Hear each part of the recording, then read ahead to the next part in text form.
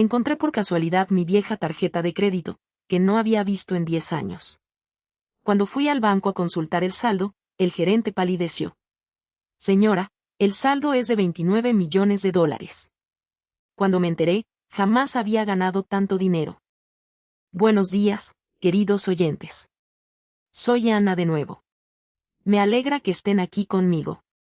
Suscríbanse a mi canal y denle me gusta a este video.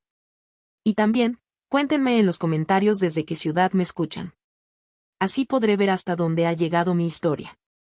Algunas mañanas el pasado tiene la costumbre de encontrarte cuando menos lo esperas. Recuerdo la fecha exacta en que encontré la tarjeta. Un sábado a principios de octubre, cuando el arce de Virginia que veía desde la ventana de mi cocina tenía el color del óxido viejo. Estaba limpiando el ático, algo que había pospuesto durante 3 años. ¿Cómo se pospone cualquier cosa que te obligue a tocar los límites de una vida que ya has enterrado? Había cajas allí arriba que no había abierto desde el divorcio. 10 años de evasión apiladas cuidadosamente bajo el polvo. Mi nombre es Claire Harmon. Tengo 48 años. Doy clases de historia avanzada en la preparatoria Jefferson en Richmond, Virginia, y lo he hecho durante 19 años. Mis alumnos me llaman señora Harmon por costumbre, aunque no he sido la esposa de nadie desde 2014. Vivo sola en una casa colonial de 3 habitaciones en Westover Hills Boulevard.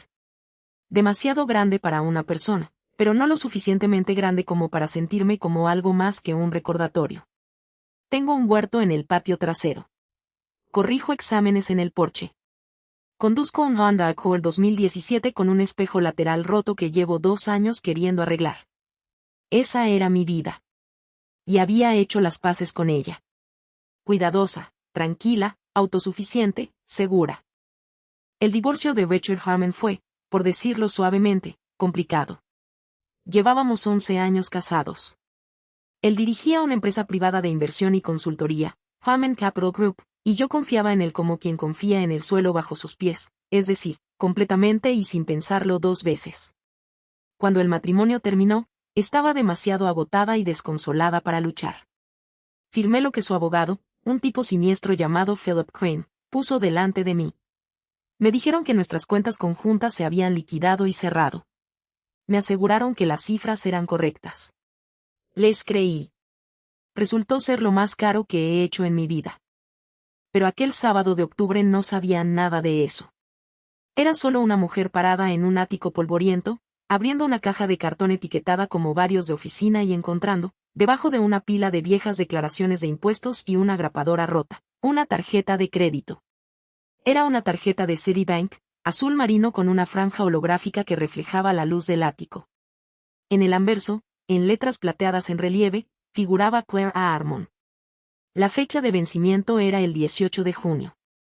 Había caducado hacía más de 6 años. No recordaba nada de esa tarjeta. Nada en absoluto. No reconocía el número de cuenta. No reconocía la sucursal bancaria que aparecía en una pequeña pegatina en el reverso. Me senté en una vieja maleta y la examiné entre mis dedos durante un buen rato. Las motas de polvo flotaban a mi alrededor bajo la luz de la tarde. ¿Cuándo la conseguí? ¿Por qué no la recuerdo? Casi la tiro. Casi la dejo caer en la bolsa de basura negra que estaba llenando con cargadores de teléfono viejos, marcos de fotos rotos y los restos acumulados de una vida anterior. Pero algo me detuvo, un pequeño instinto obstinado que no había usado en años. Dejé la tarjeta encima de la caja más cercana y seguí trabajando. Esa noche, me senté a la mesa de la cocina con la tarjeta delante y el portátil abierto. Busqué el número de cuenta. Nada público. Busqué el código de la sucursal bancaria en el reverso. Una sucursal del Citibank en Arlington, Virginia. Nunca había vivido en Arlington. La empresa de Richard tenía una oficina allí. Lo anoté y me dije que no significaba nada. Me lo repetí durante 4 días. El miércoles, conduje 64 kilómetros hasta la sucursal del Citibank de Arlington durante mi hora de almuerzo. Seguía diciéndome que no significaba nada. Seguía preparada para que la cajera sonriera y dijera, señora, esta cuenta lleva años cerrada. No hay nada aquí. Prácticamente había escrito la escena en mi cabeza. me sentiría un poco tonta. Volvería a Richmond y corregiría los ensayos de mis alumnos sobre las causas de la Primera Guerra Mundial. El gerente de la sucursal se llamaba David Okafor. Era un hombre sereno y profesional de unos 40 y pocos años, con un rostro impasible que no sorprende fácilmente. Llevó la tarjeta a la trastienda, me pidió mi identificación, hizo una llamada que no alcancé a oír y regresó a la sala de conferencias con paredes de cristal donde yo esperaba. Jamás olvidaré el color que se le fue del rostro. Se sentó frente a mí muy despacio, como la gente que necesita un momento para decidir qué decir.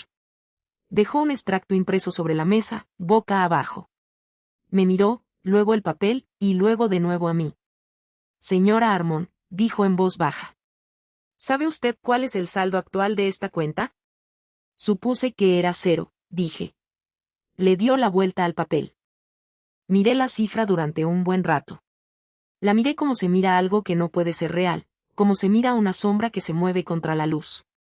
29.418.807,54 dólares. 29 millones de dólares en una cuenta a mi nombre que jamás había tocado, visto ni conocido. ¿Es un error?, pregunté. David Akefer negó con la cabeza suavemente. No, señora, dijo. No lo es. Regresé a casa en silencio. No recuerdo el camino.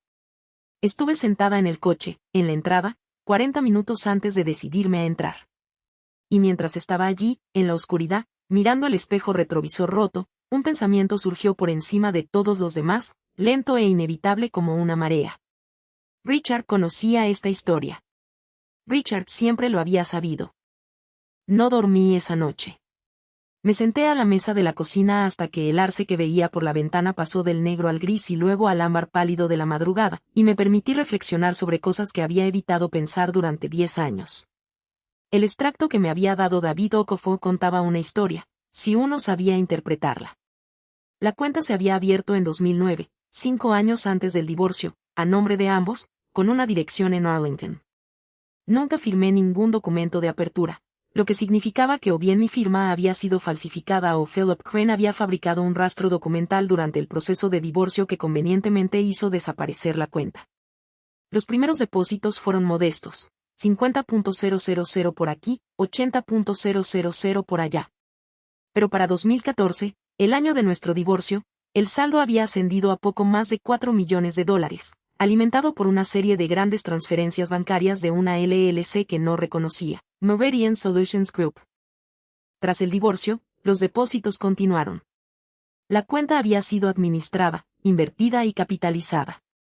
37 transacciones distintas a lo largo de 10 años, algunas de ellas de 7 cifras. Alguien había estado cuidando este dinero como si fuera un jardín mientras yo daba clases a adolescentes sobre el New Deal y conducía un coche con el espejo retrovisor roto. ¿Cómo no me había dado cuenta? ¿Cómo firmé el acuerdo y renuncié a 4 millones de dólares? Porque confié en ellos. Porque Philip Crane me había dado documentos con la etiqueta de declaración completa de bienes y tenía un abogado que me cobraba $300 la hora y que, al parecer, nunca investigó lo suficiente, porque Rachel se sentó frente a mí en una sala de mediación, me miró a los ojos y me dijo que todo estaba contabilizado. Preparé un café que no bebí. Caminé de la cocina a la sala, luego al porche trasero y me quedé allí, en el frío aire de la mañana, mirando mi jardín.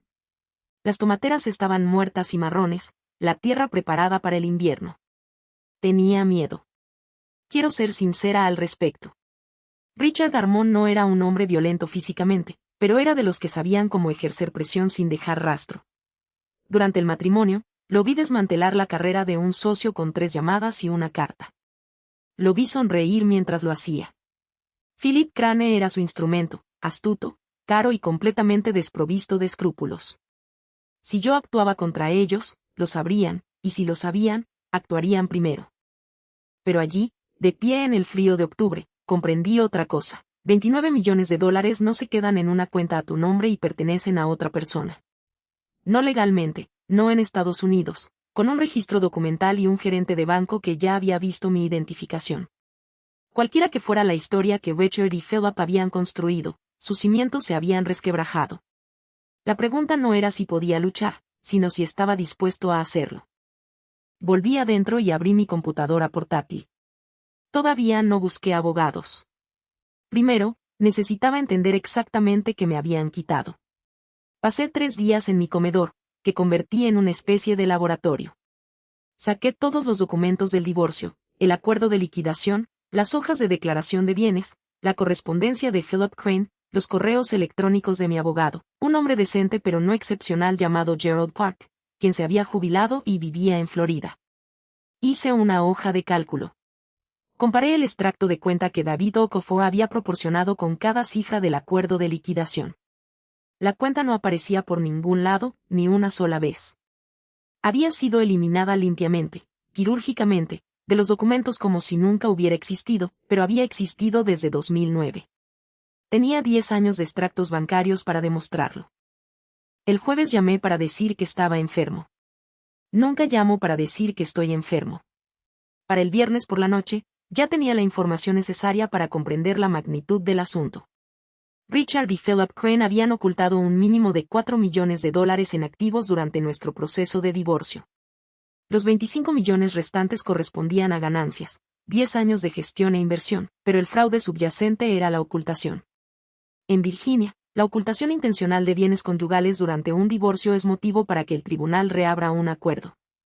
Lo consulté a las 2 de la madrugada en un sitio web de información legal, y lo leí 3 veces para asegurarme.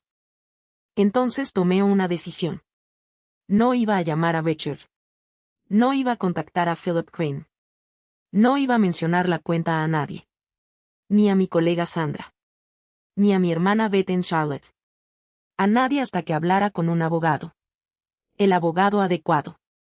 No Gerald Park y su amable ineficiencia. Alguien especializado precisamente en esto, fraude financiero en procesos de divorcio. Anoté 3 nombres de mi investigación. El primero de mi lista era Nancy Walsh. Tenía un pequeño bufete en el centro de Richmond, en East Carey Street, a 3 cuadras del río James. Su sitio web era sencillo y profesional, sin fotos genéricas de mazos y balanzas. Su biografía decía que había trabajado 6 años como fiscal federal adjunta antes de dedicarse a la práctica privada y que se especializaba en litigios financieros complejos en derecho de familia. La reseña de un antiguo cliente decía simplemente, ella nunca pierde. Llamé a su oficina a las 8:05 de la mañana de lunes, justo cuando abrieron. Necesito hablar con Nancy Walsh, le dije a la recepcionista. Se trata de un acuerdo de divorcio de 2014 y una cuenta oculta con un saldo de aproximadamente $29 millones. Hubo una breve pausa. Déjeme ver cuándo puede atenderla hoy, dijo la recepcionista. Tenía mi primera cita a las 11 de la mañana. Me vestí con cuidado esa mañana. Chaqueta oscura, pantalones planchados. Me miré en el espejo del baño antes de salir. No parecía una mujer que acababa de encontrar $29 millones. Parecía una profesora de historia de instituto que no había dormido bien en 5 días. Pero en algún lugar detrás de mis ojos, algo había cambiado. Algo se había sentado en su lugar como los pestillos de una cerradura. Había sido paciente durante 10 años sin saber qué estaba esperando. Ahora sabía lo que estaba esperando. Nancy Walsh no era como me la había imaginado. Había esperado a alguien severa, una mujer que exhibía su competencia como una armadura. Lo que encontré fue una mujer compacta y callada, con gafas de lectura entre el pelo gris, que escuchaba con todo el cuerpo quieto, como hacen los buenos médicos. Su oficina en East Carey Street estaba llena de estanterías y olía a papel y café. Me estrechó la mano con firmeza, se sentó frente a mí y no habló durante los primeros 30 segundos después de que pusiera todo sobre su escritorio, el extracto bancario, mis copias de los documentos del divorcio, mi hoja de cálculo. Se puso las gafas y leyó. Leyó durante mucho tiempo, más del que esperaba. Fuera de su ventana, el río James brillaba bajo la luz de la mañana de octubre, y un camión de reparto rechinaba sus engranajes en la calle de abajo, y Nancy Walsh leía cada página en silencio. Finalmente, dejó los papeles. Me miró por encima de las gafas. ¿Entiendes lo que estás viendo?, preguntó. Creo que sí, dije. Ocultó bienes. No solo ocultó bienes, dijo. Los blanqueó mediante una sociedad de responsabilidad limitada para que fueran imposibles de rastrear durante el periodo de declaración. Presentó documentación falsa ante el tribunal. Y, por lo que veo, su abogado colaboró en la estructuración del encubrimiento. Eso no es solo fraude civil, señora Armon.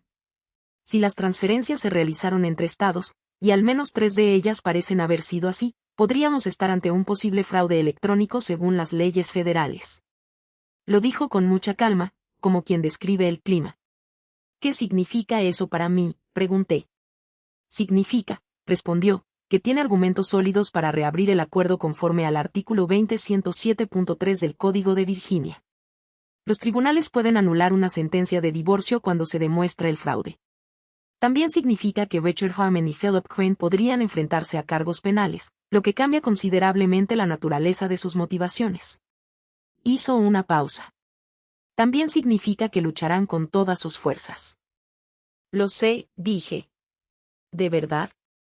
Me miró fijamente. Son personas que han tenido 10 años para construir muros alrededor de este dinero. Tendrán respuestas para todo. Tendrán explicaciones alternativas. Te harán parecer inestable, oportunista y confundida. He visto cómo se lo hacen a mujeres inteligentes y creíbles, y funciona si lo permitimos. Juntó las manos sobre el escritorio. Así que, esto es lo que haremos. Primero, no actuaremos públicamente. Construiremos el expediente discretamente. Presentaré una solicitud formal de descubrimiento directamente al Citibank bajo el marco legal adecuado solicitando el historial completo de la cuenta. Cada depósito, cada transferencia, cada cuenta de origen. También citaré a comparecer a la empresa para que entregue los documentos corporativos de Meridian Solutions Group. Si esa LLC se creó específicamente para canalizar dinero antes del divorcio, sus documentos de constitución nos mostrarán quién los firmó y cuándo. Asentí. Mis manos estaban firmes en mi regazo, lo que me sorprendió. Hay una cosa más, dijo Nancy. No contactes a Richard. No contactes a Philip Crane. No cambies nada de tu rutina diaria. Si se dan cuenta de que encontraste esta cuenta antes de que tengamos la documentación en orden, moverán el dinero. Incluso con la cuenta congelada, lo cual solicitaremos en cuanto presentemos la denuncia, tienen tiempo para complicar las cosas. ¿Cuánto falta para presentar la denuncia?, pregunté. 3 semanas, respondió. Quizás 4. Quiero que todo esté perfectamente sellado. Regresé a Richmond y di mis clases de la tarde. Me paré frente a 23 jóvenes de 16 años y les hablé sobre las causas económicas de la guerra civil. Y creo que ninguno de ellos se dio cuenta de que su profesor guardaba un secreto del tamaño de una montaña. 2 semanas después, los registros del Citibank llegaron a la oficina de Nancy. Me llamó un martes por la noche, y su voz tenía un tono diferente al habitual. No era exactamente entusiasmo, sino la gravedad particular de alguien que ha encontrado justo lo que buscaba. Ven mañana por la mañana, me dijo. Necesito que veas algo. Me senté frente a ella a la mañana siguiente y examiné lo que el Citibank había proporcionado. 147 páginas de historial completo de la cuenta, desde su apertura en marzo de 2009.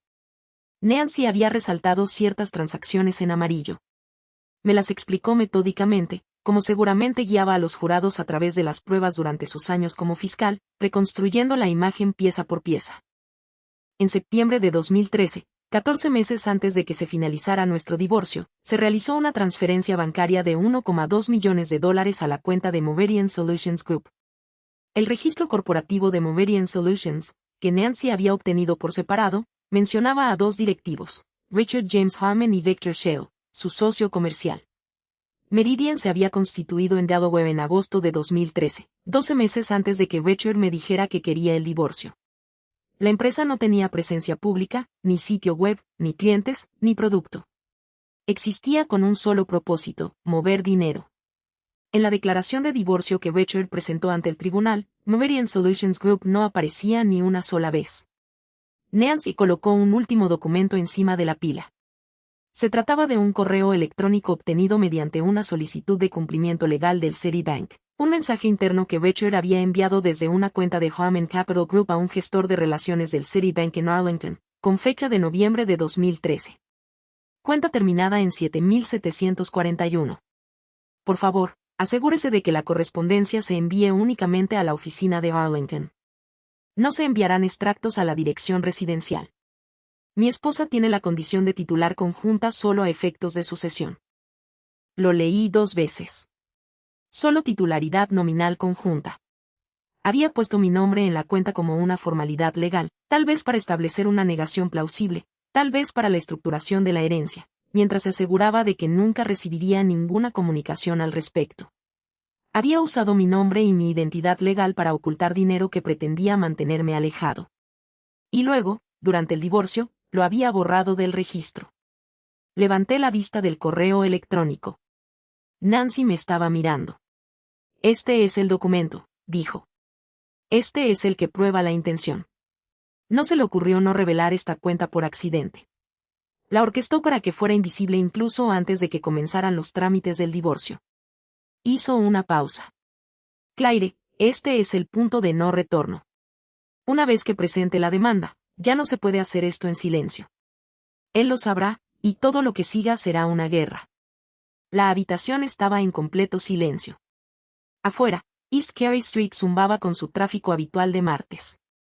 Alguien jugaba en un coche abajo. La vida seguía su curso, indiferente. Presenta la demanda, dije. Nancy presentó la solicitud para reabrir el acuerdo de divorcio un jueves por la mañana. Para la tarde del jueves, Philip Crane había llamado a su oficina 4 veces. Me lo contó con la leve satisfacción de quien esperaba exactamente esa respuesta. Está nervioso, dijo. La gente nerviosa comete errores. También había presentado una moción de emergencia para congelar la cuenta mientras se resolvía el litigio, la cual el tribunal concedió en 24 horas. 29 millones de dólares bloqueados. Ni Richard ni yo podíamos tocarlos. Di mis clases del viernes, volví a casa y encontré mi coche. Alguien había rayado 3 líneas largas en el capó de mi Honda Accord. Rasguños profundos y deliberados desde la esquina delantera izquierda hasta el parabrisas. Me quedé en la entrada de mi casa, en el frío aire de la noche, y lo observé durante un buen rato. Luego entré, llamé a Nancy y le envié fotografías. Documenta todo, me dijo. Guarda todas las comunicaciones que recibas. Si alguien te contacta directamente, Richard, Diana, Philip, quien sea, avísame inmediatamente y no respondas. Richard me contactó directamente a la mañana siguiente. Llamó desde un número que no reconocí, pero su voz me pareció inconfundible. 10 años no la habían cambiado. Era el mismo tono mesurado y razonable que había usado en la sala de mediación. Un tono que sonaba a justicia mientras te aprisionaba. Claire, dijo. Creo que tenemos que hablar como adultos. Contacta a mi abogado, le dije, y colgué. Me llamó 3 veces más durante el fin de semana. No contesté. El domingo por la noche, un coche que no reconocí estuvo parado frente a mi casa durante 20 minutos antes de marcharse. Anoté la hora, la marca, la matrícula parcial y se lo envié todo a Nancy. Ella lo remitió a la policía y presentó una denuncia. Diana llegó el lunes. Estaba entrando en mi garaje después de clase cuando la vi de pie en la puerta principal, con un abrigo color camel, el pelo oscuro impecable, la imagen de la indignación contenida. Diana Armond tenía 41 años, 7 años menor que yo, y se había casado con Richard 2 años después de nuestro divorcio. Nunca había hablado con ella directamente. Había visto fotografías. Era hermosa, con ese estilo arquitectónico que requiere un mantenimiento considerable. Claire, dijo, acercándose a mí mientras salía del coche. Sé que esto parece malo, pero tienes que entender que Richard ya ha hablado con su abogado, y lo que estás haciendo va a terminar muy, muy mal para ti. Este dinero está vinculado a estructuras empresariales que no entiendes. Podrías aceptar un acuerdo razonable ahora mismo y ahorrarte años de problemas. Quisiera que te fueras de mi propiedad, dije. Su compostura se resquebrajó ligeramente. Lo noté. No seas tonta, dijo. Eres maestra. No sabes en lo que te estás metiendo. Vete de mi propiedad, repetí, o llamaré a la policía. Se fue. Entré y me senté en el suelo de la cocina unos minutos, algo que no solía hacer. Luego me levanté, preparé té y llamé a Nancy para informarle de la visita. La siguiente escalada provino de Philip Crane. Llegó una carta por mensajería. Formal, meticulosa y diseñada para asustar. Alegaba que la cuenta se había establecido como un vehículo de tenencia de empresas, que mi condición de cotitular nominal había sido documentada y explicada a mi propio abogado durante la mediación, Una mentira que ahora tenía el correo electrónico para desmentir, y que cualquier intento de reclamar la propiedad personal constituiría una interferencia ilícita con una entidad comercial legítima. La carta tenía 12 páginas. Tenía notas a pie de página. La leí una vez, la guardé en una carpeta y se la envié a Nancy. Me llamó esa noche. Podía oír la satisfacción en su voz. Está construyendo su defensa por escrito, dijo. Cada palabra de esa carta va a importar en el juicio, y aproximadamente la mitad contradice documentos que ya tenemos. Hizo una pausa. Claire, tienen miedo. La gente asustada se extralimita. La fecha del juicio para la audiencia preliminar se fijó para dentro de 6 semanas. Tenía 6 semanas para resistir. Resistí. Pero el último viernes de octubre, Nancy me llamó y me dijo algo que no esperaba. El tribunal no solo había congelado la cuenta, sino que también había emitido una resolución preliminar que justificaba una audiencia probatoria completa. La moción de Philip Crane para desestimar el caso había sido denegada. Íbamos a seguir adelante. Vete a un lugar tranquilo este fin de semana, me dijo Nancy. Has hecho todo bien. Deja que repose 2 días. Mi amiga Sandra Burgess, que daba clases de inglés en Jefferson y me conocía desde hacía 15 años, tenía una casa en Outer Banks, Carolina del Norte, que alquilaba en verano y dejaba vacía en octubre. Me entregó la llave el viernes por la tarde sin hacerme ninguna pregunta. Así era Sandra. El sábado por la mañana conduje 4 horas hacia el sur, a través de llanuras de tabaco y pinares, y llegué a una cabaña de tejas grises a 3 filas del Atlántico. La playa estaba vacía. El océano de octubre tenía el color de la pizarra y el viento soplaba frío y fuerte desde el mar, y caminé por la orilla durante 2 horas sin pensar en nada en absoluto. Por primera vez en 3 semanas, dormí toda la noche. Regresé de Outer Banks el domingo por la noche, descansada como no lo había estado en años. La tranquilidad no duró mucho. El lunes por la mañana, llegó a la firma de Nancy una carta de la oficina de Philip Crane, formalmente presentada como una propuesta de acuerdo. Richard me ofrecía $900,000, a pagar en 2 plazos, estructurados como una corrección retroactiva al acuerdo de divorcio de 2014, a cambio de que retirara la demanda y firmara un acuerdo de confidencialidad que me impediría hablar de la cuenta, el litigio o cualquier cosa relacionada con Harman Capital Group con cualquier persona durante el resto de mi vida. Nancy me lo leyó por teléfono. $900,000, repetí. Contra un saldo de $29 millones, dijo. Me quedé callada un momento. $900,000. Más dinero del que jamás había tenido de golpe. Más de 3 años de mi salario como profesora. Suficiente para pagar la hipoteca, cambiar el Honda, hacer el viaje a Italia que llevaba posponiendo una década. Era dinero de verdad. Estaba diseñado para que pareciera dinero de verdad. ¿Qué opinas?, le pregunté a Nancy. Creo que deberías hacer lo que creas correcto, dijo con cautela. Pero profesionalmente, creo que te ofrecen una miseria porque creen que te pueden asustar para que lo aceptes. Si creyeran que no tienes un caso, no te ofrecerían nada. Dile que no, dije. Noté en su voz un tono tranquilo que indicaba que ya lo esperaba. Responderé formalmente mañana. Lo que no le conté a Nancy, lo que aún no le había contado a nadie, era que los días en la playa habían hecho algo más que descansar. Caminando por esa orilla desierta de octubre, comprendí algo que antes no había estado dispuesta a afrontar con claridad. No se trataba solo de dinero. $29 millones eran una abstracción. Lo que representaban no lo era. Richard había comparecido en una sala de mediación y jurado bajo juramento que había declarado todos los bienes conyugales. Había mentido. Había falsificado o fabricado documentos. Había orquestado mi separación de nuestro matrimonio con la intención deliberada de dejarme sin nada mientras él se marchaba con todo. Había contado con mi confianza, mi dolor y mi ignorancia. Y durante 10 años, le había funcionado a la perfección. Los $900,000 seguían contando con mi miedo. Me negué a tener miedo. O mejor dicho, decidí que el miedo ya no era motivo para detenerme. Pero también sabía que no podía hacerlo sola. No psicológicamente. Tenía a Sandra, que no sabía nada más allá de que yo estaba metida en asuntos legales. Tenía a Nancy, que era mi abogada, no mi amiga.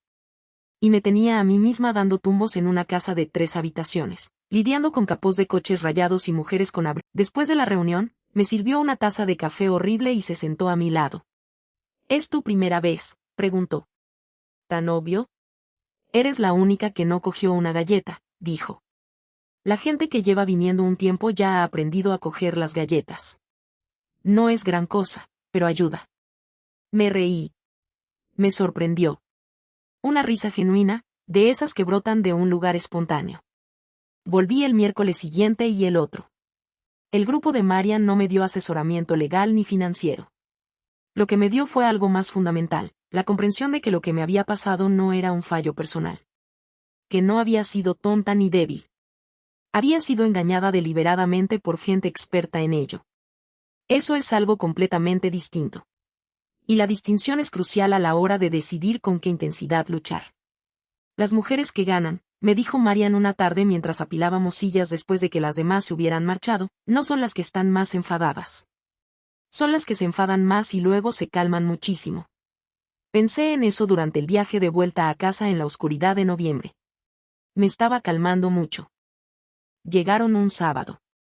Estaba en el jardín trasero removiendo la tierra de los bancales de verduras secas por última vez antes del invierno cuando oí el timbre.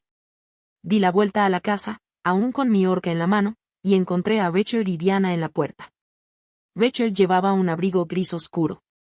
Había envejecido bien y lo sabía. Ahora tenía canas en las sienes, ese tipo de canas distinguidas que los hombres adquieren y por las que se supone que las mujeres deben disculparse. Diana estaba un poco detrás de él, con una expresión que pretendía interpretar como preocupación.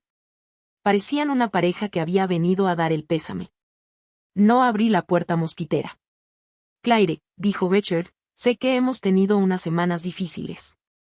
Esperaba que pudiéramos sentarnos a hablar como personas razonables, sin abogados por una vez. No se supone que me contactes directamente, dije. Tu abogado lo sabe. Lo sé, y sé que esto no es estrictamente legal. Intentó esbozar una pequeña sonrisa autocrítica.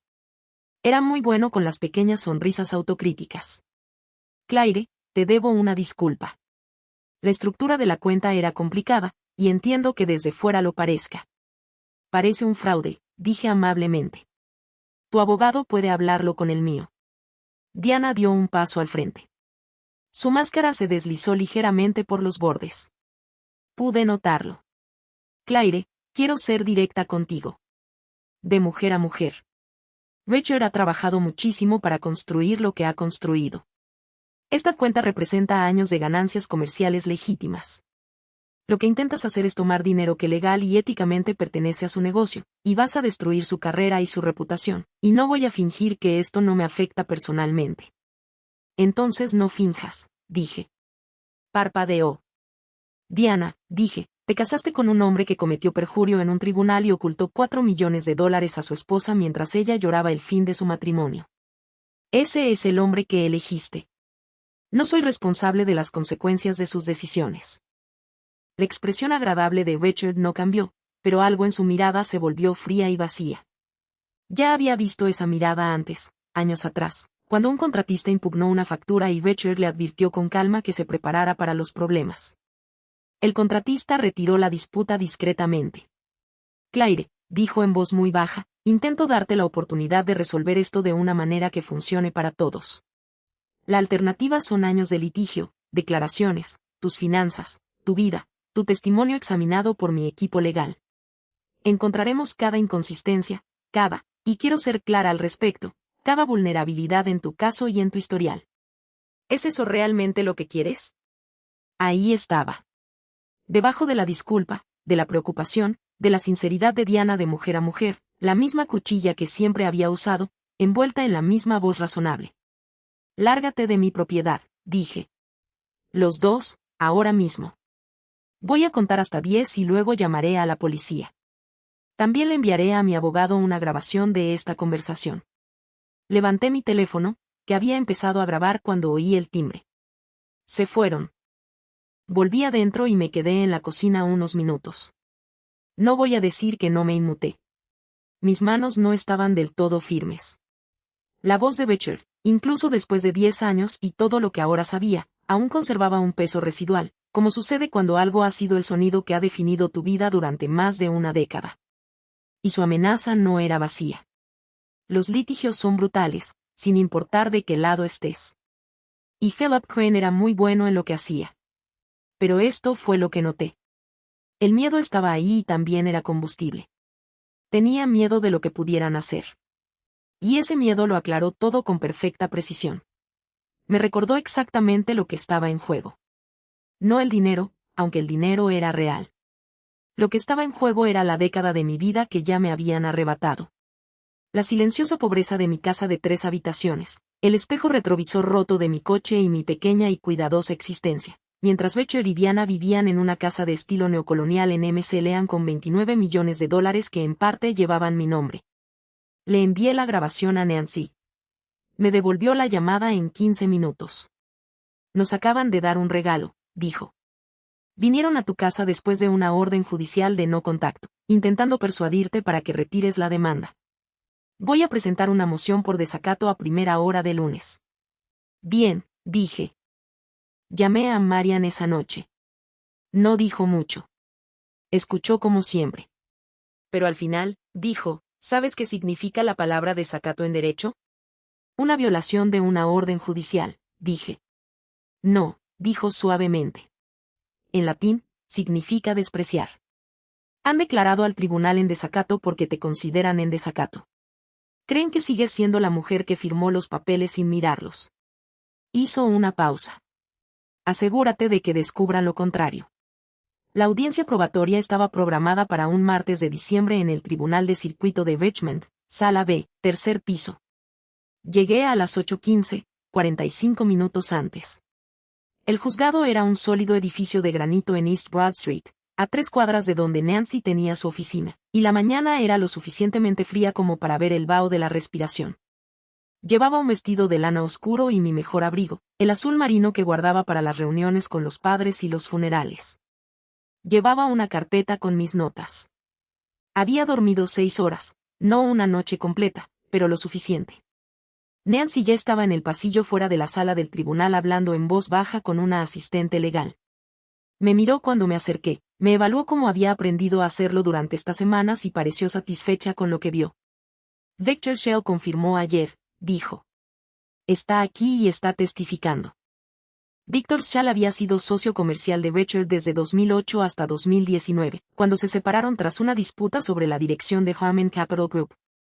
Ahora estaba siendo investigado por el IRS por otra serie de irregularidades financieras, lo que, como Nancy había señalado al contactarlo por primera vez, lo convertía en alguien con un gran incentivo para cooperar con las autoridades. Había accedido a testificar sobre la formación de Meridian Solutions Group y su propósito.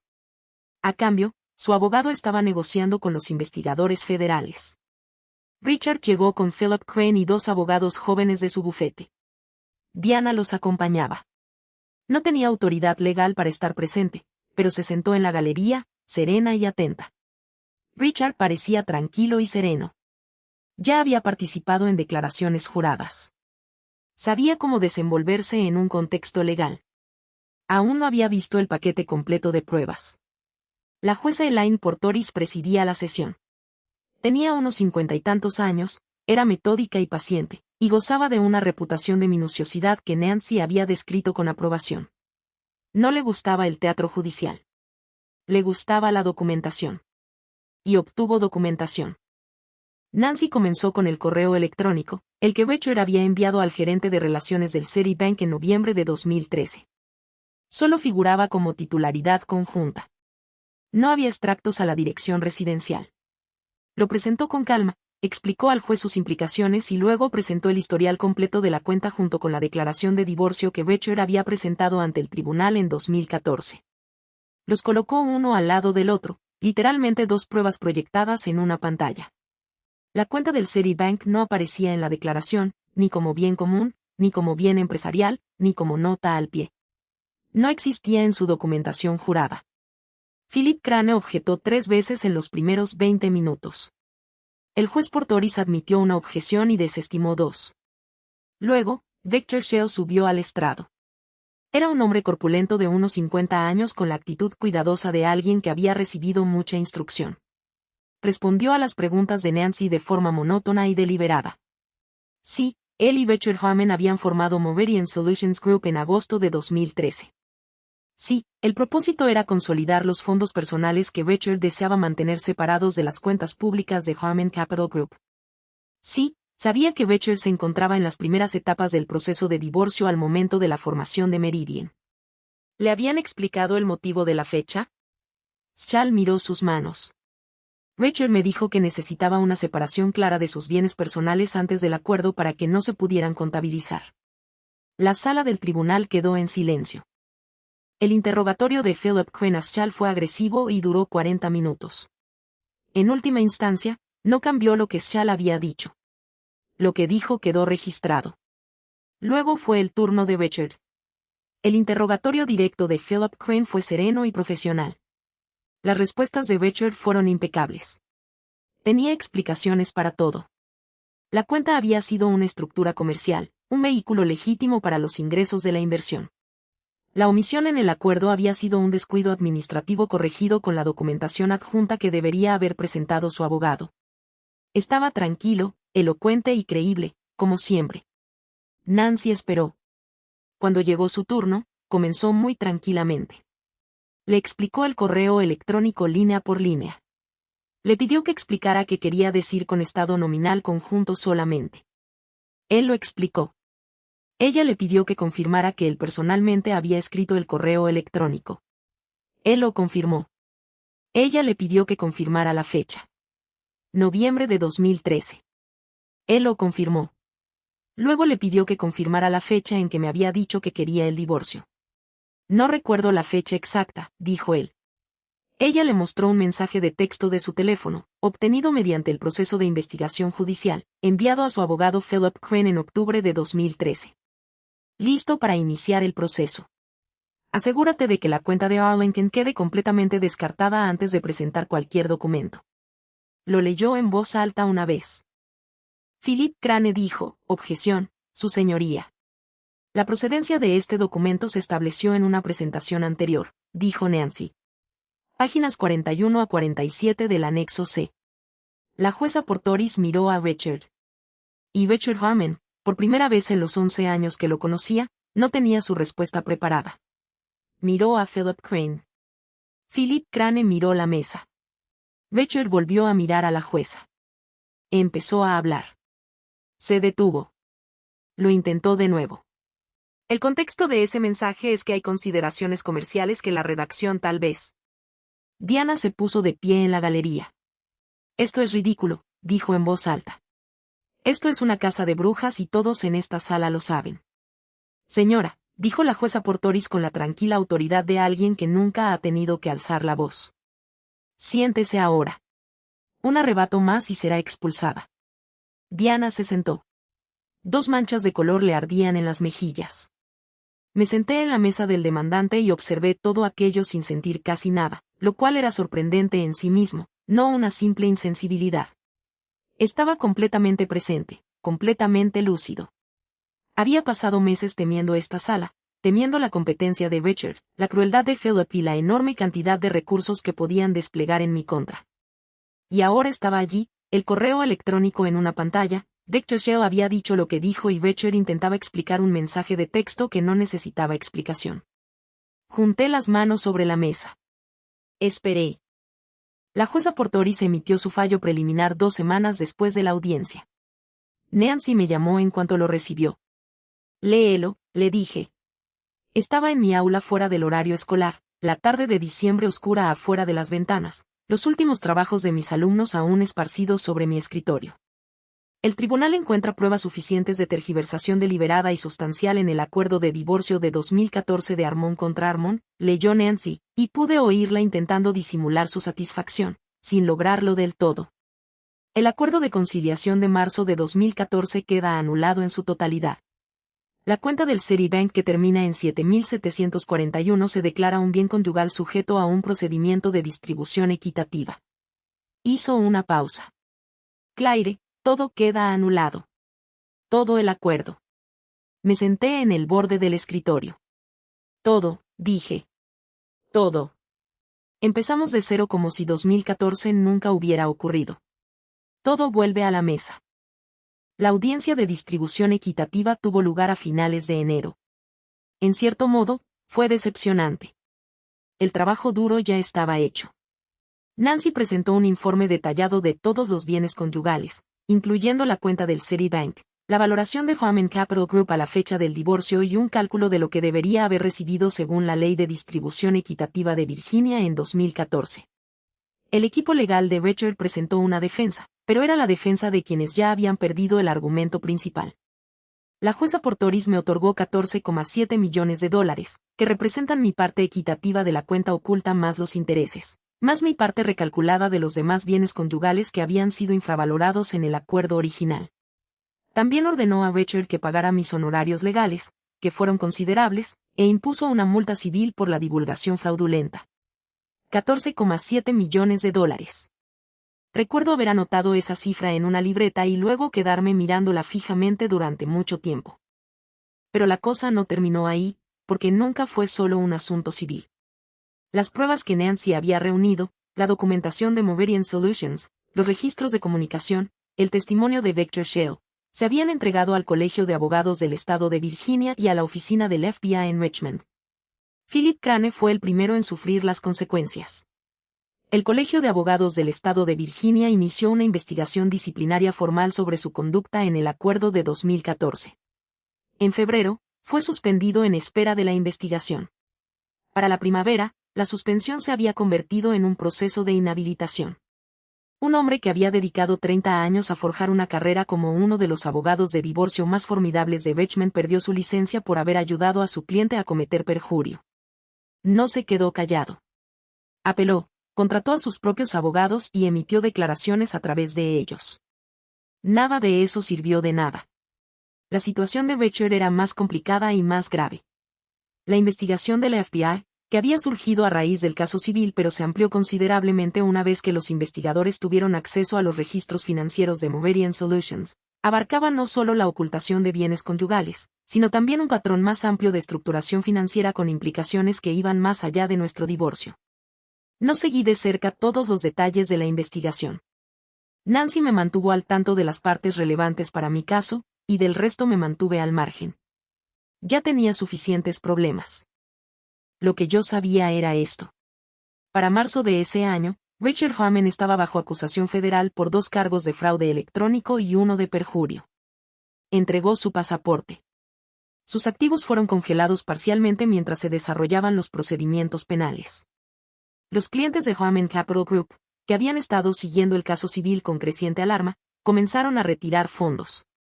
La firma, que había administrado más de $200 millones en su apogeo, se redujo a una fracción de eso en cuestión de meses. Diana solicitó el divorcio en abril. Esto lo escuché de Sandra, quien lo había escuchado de alguien de la comunidad legal de Richmond. Reflexioné sobre la información por un momento y no sentí exactamente satisfacción, sino algo más neutral, el reconocimiento de que el mundo se había organizado correctamente y que había una especie de orden en ello. El día en que los fondos fueron transferidos a mi cuenta, una mañana de finales de marzo, nublada, con las primeras flores de manzano silvestre abriéndose en el árbol del jardín de mi vecino, me senté a la mesa de mi cocina con una taza de café y un bloc de notas y escribí 3 cosas que sabía con certeza. 1. Me habían perjudicado deliberadamente personas que se creían demasiado astutas y poderosas para ser descubiertas. 2. Me defendí con cautela, con la persona adecuada a mi lado, sin entrar en pánico, sin conformarme y sin dejar que me intimidaran para aceptar menos de lo que me correspondía. 3. Por fin se pudo arreglar el espejo retrovisor roto del Honda Accord. Esto último me hizo reír a solas en la mesa de la cocina una gris mañana de marzo, y fue la mejor risa que había tenido en mucho tiempo. Lo primero que hice fue pedir una excedencia en el Instituto Jefferson.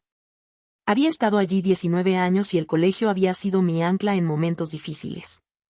Pero las anclas también pueden ser lo que te mantiene en tu sitio cuando la marea ha cambiado, y la marea había cambiado por completo. Sandra lloró cuando se lo conté, lo que me sorprendió, y luego me abrazó durante un buen rato, lo que no me sorprendió. Pasé la primavera sin hacer nada en particular. Arreglé el retrovisor del coche y cambié el Honda. Contraté a un obrero para que reemplazara el porche trasero podrido que había estado ignorando durante 6 años. Dormí. Cociné cenas que tardaron más de lo necesario porque por fin tenía tiempo. En junio, fui a Italia. Había pospuesto este viaje durante 9 años. 3 semanas en Florencia, Roma y un pequeño pueblo de montaña en Umbría.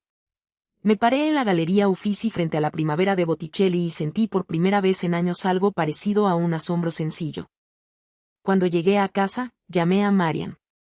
Hablamos durante 3 horas y al final teníamos el esbozo de algo real, un fondo de asistencia legal bajo Recovered Ground, destinado a cubrir los honorarios de abogados para mujeres en casos de abuso financiero que no podían costearse una representación legal adecuada.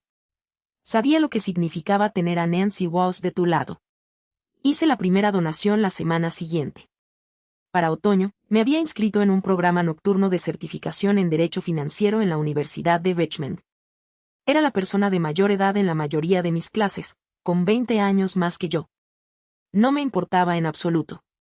Y Becher, condenado por ambos cargos de fraude electrónico, 31 meses de prisión federal, restitución que dejó a cero sus bienes restantes.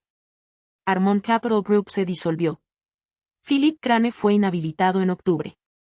30 años de práctica, perdido sin apelación. Diana se divorció de Becher antes de su sentencia y recibió considerablemente menos de lo que había previsto. Se mudó al norte de Virginia. Me enteré por Sandra de que las cosas estaban difíciles. Pensé brevemente en la mujer del abrigo color camel que me había dicho que no fuera tonta. No pensé en ella por mucho tiempo.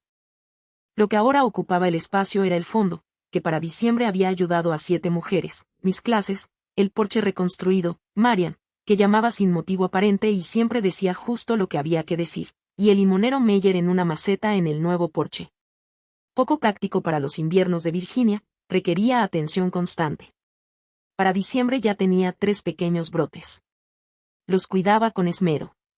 Compártelo con alguien que necesite escucharlo. Gracias por escuchar. Significa mucho para mí.